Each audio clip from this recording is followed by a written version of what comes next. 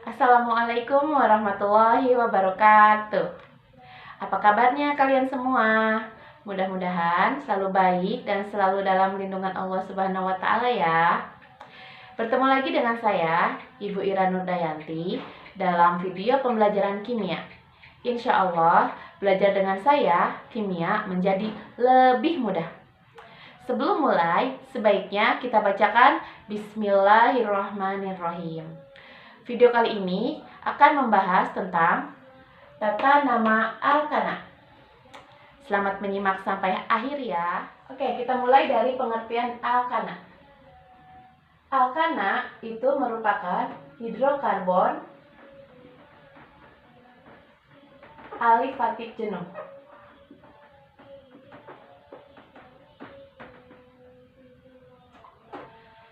Dari namanya, golongan senyawa hidrokarbon, semua senyawa golongan hidrokarbon itu adalah senyawa yang hanya terdiri atas unsur C dan H. Namanya juga hidro, H, dan karbon, C. Sementara untuk alifatik, yang namanya golongan alifatik itu yang memiliki rantai terbuka. Jadi, alkana ini salah satu termasuk strukturnya yang punya rantai terbuka. Sementara jenuh, ya, jenuh itu sendiri adalah senyawa yang dalam ikatan antar C-nya memiliki ikatan tunggal. Iya. Nah, untuk alkana itu punya rumus umum. Untuk alkana punya rumus umum namanya CnH2n plus 2. Nah, ingat ya, ini adalah rumus umum dari alkana. Di mana N, ya, N itu adalah jumlah dari atom karbon. N-nya adalah jumlah dari atom karbon. Jadi, ketika atom karbonnya 1, maka berapa H-nya? Tinggal masukkan saja ke rumus umum itu ya. Cn, N-nya 1, maka H-nya adalah 2 kali 1 ditambah 2. Berarti berapa? Iya, CH4. Nah, untuk CH4 itu memiliki nama metana. Lalu bagaimana dengan C-nya 2? Nah, ketika C-nya 2, masukkan lagi ke rumus ini. C2, H-nya 2 kali 2 tambah 2. Jadi berapa? Iya, C2H6. Ya, ini adalah namanya etana. Selanjutnya kalau CH3, ada yang sudah bisa nebak berapa CH3? C3H8. Betul, namanya adalah propana. Dan kalau C-nya 4, berarti H-nya 10. Betul, namanya butana. Dan kalau C-nya 5, berarti H-nya 12. Namanya adalah pentana. Dan kalau C-nya 6, H-nya adalah berapa? 14, oke. Adalah heksana. Kemudian C-nya 7, H-nya adalah 16, heptana. Kemudian C-nya 8, H-nya berarti 18, namanya adalah oktana. Selanjutnya C-nya 9, H-nya 20, itu adalah nonana. Dan apabila C-nya 10, H-nya 22, itu bernama dekana. Iya. Ya, ini harus dihafal ya. Dari C-nya 1, dari metana sampai dengan C-nya 10, itu dekana, itu harus dihafal.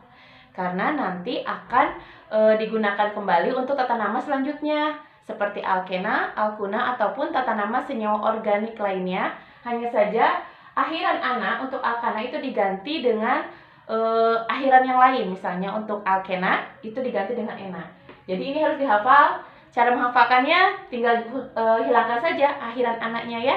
Misalnya metana menjadi, kita sebut aja meta. Jadi dari meta, eta, propa, buta, penta, heksa, hepta, okta, nona, dan deka. Nah, itu untuk tata nama alkana yang dilihat dari rumus umumnya. Lalu bagaimana kalau dilihat dari strukturnya? Ada 2 aturan ya. Untuk yang pertama, Ini untuk alkana yang punya rantainya lurus.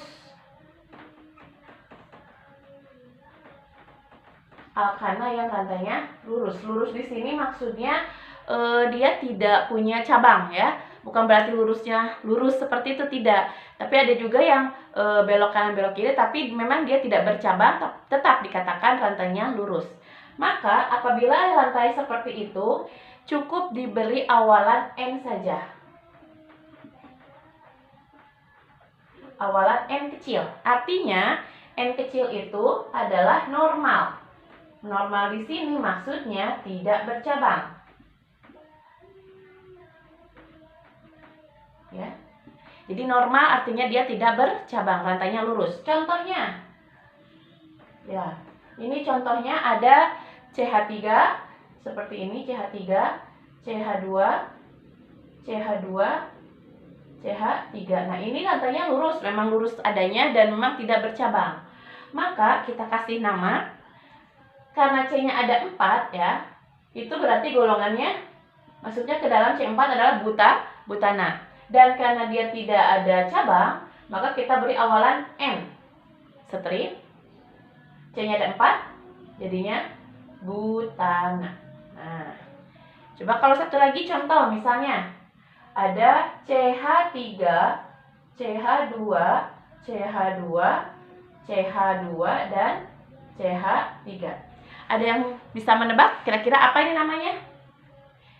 Iya, betul. Namanya adalah normal pentana. Kenapa namanya normal pentana? Karena N-nya ya normal itu artinya tidak bercabang, dia rantainya lurus. Pentana karena dia C-nya ada 5. 1, 2, 3, 4, dan 5. Ada pula penamaan dengan aturan yang untuk alkana yang bercabang. Bagaimana untuk alkana yang bercabang? Yuk kita lanjutkan ya. Ya. Nah, untuk alkana yang bercabang ini kita bisa menggunakan rumusan seperti ini ya. Nomor cabang, nomor rantai cabang, ditambah nama rantai cabangnya,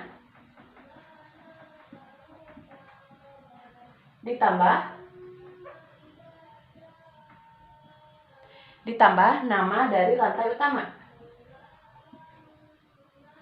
Nah, ini ya. Ini adalah rumus untuk menentukan nama alkana yang bercabang. Oke, nah seperti apa sih rantai utamanya? Oke, untuk rantai utamanya, ya nomor 1.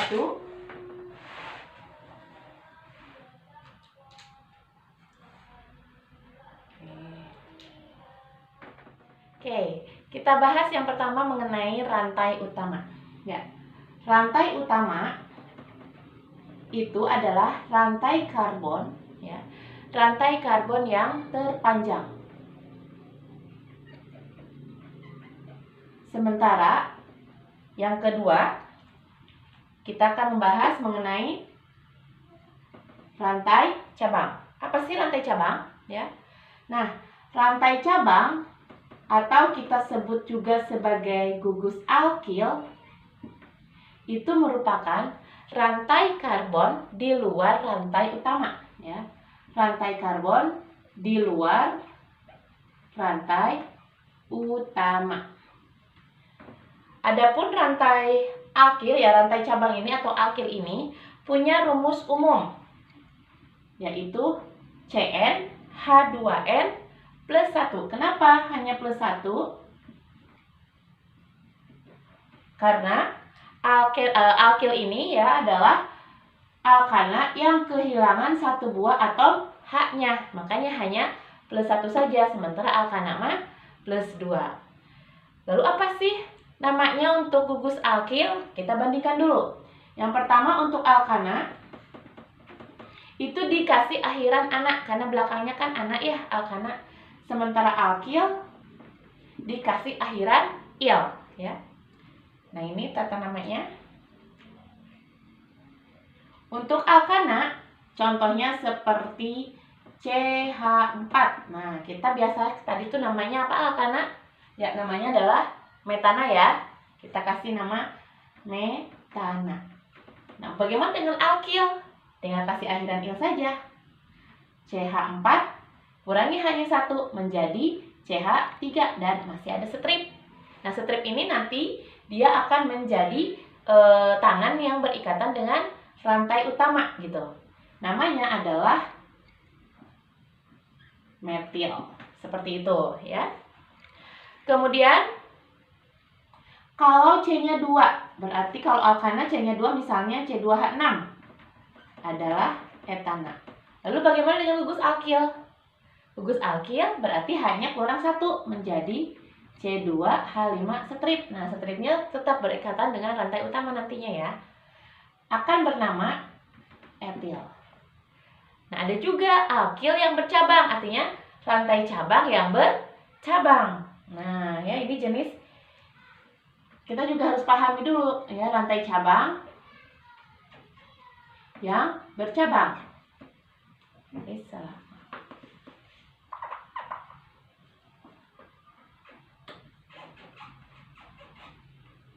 Ya, jadi rantai cabang yang bercabang. Contohnya seperti propil. Propil itu kalau dia rantainya lurus. Lalu bagaimana kalau dalam propil itu ada cabangnya? Seperti ini akan jadinya CH3, CH, CH2.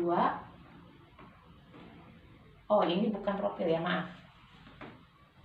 Nah, ini propil. C-nya 3. Nah, karena dia ada cabang dalam jumlah C-nya 3, maka dia akan bernama bukan propil melainkan isopropil. Seperti itu. Maka dia akan bernama isopropil. Ada juga turunan butil. Butil itu kan C-nya 4. Kalau dia tidak bercabang. Lalu bagaimana kalau dia bercabang? Maka kalau dia bercabang, CH3 seperti ini misalnya. Oh ya, sini dulu deh.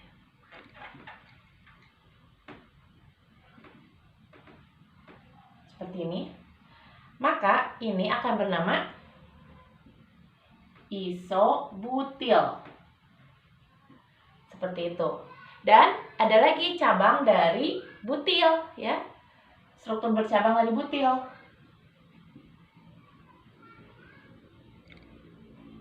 Ini 2.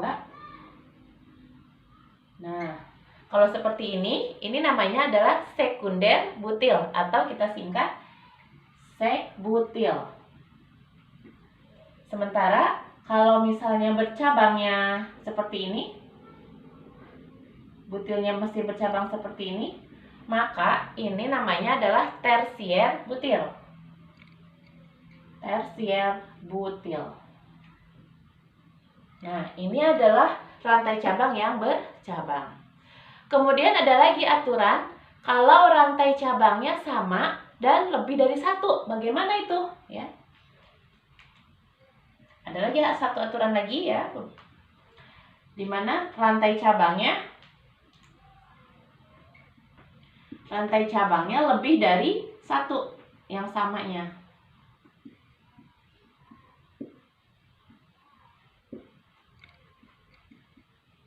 Maka diawali dengan awalan di, tri, tetra, atau penta.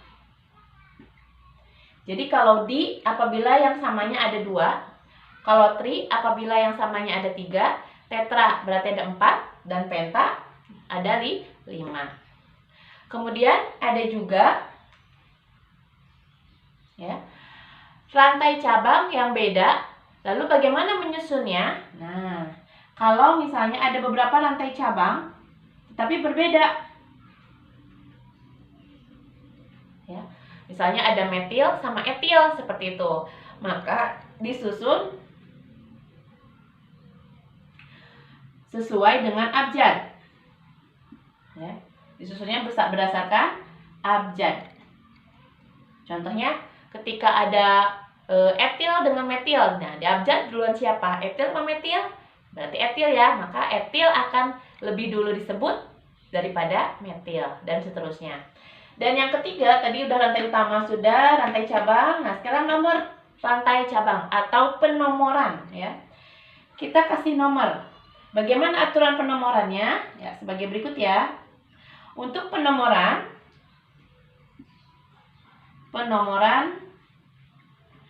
di rantai utama, dalam rantai utama itu dimulai dari ujung ya. Dimulai dari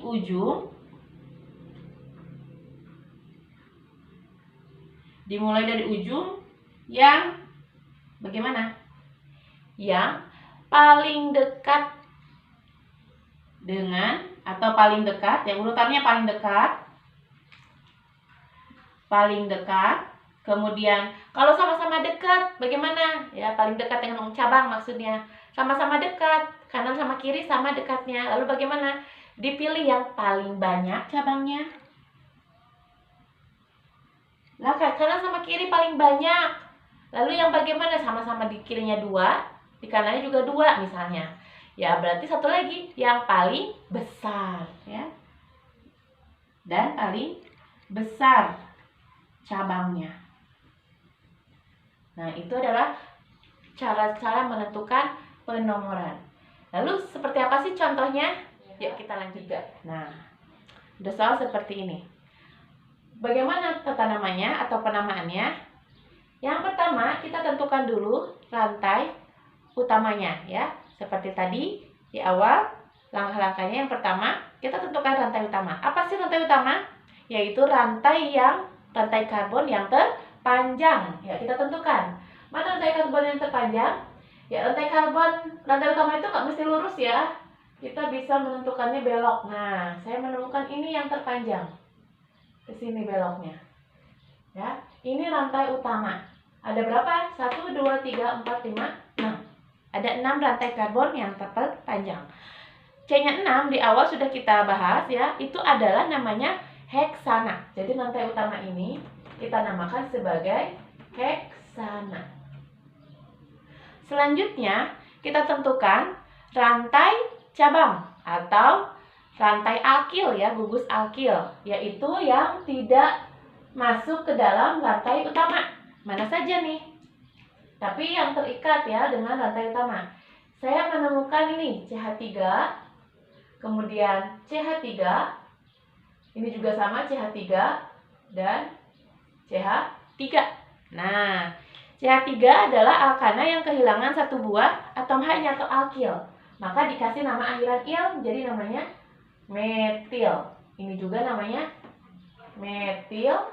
Yang ini namanya metil. Dan ini pun namanya adalah metil. Seperti itu ya. Namanya metil, dan ada 4 metilnya. Masih adakah rantai alkil yang tidak termasuk ke dalam rantai utama?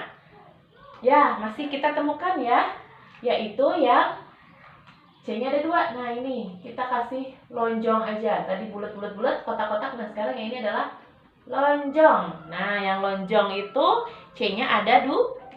Maka namanya gugus alkilnya adalah etil. Ini pun namanya etil. Nah, itu langkah yang kedua menentukan rantai cabang.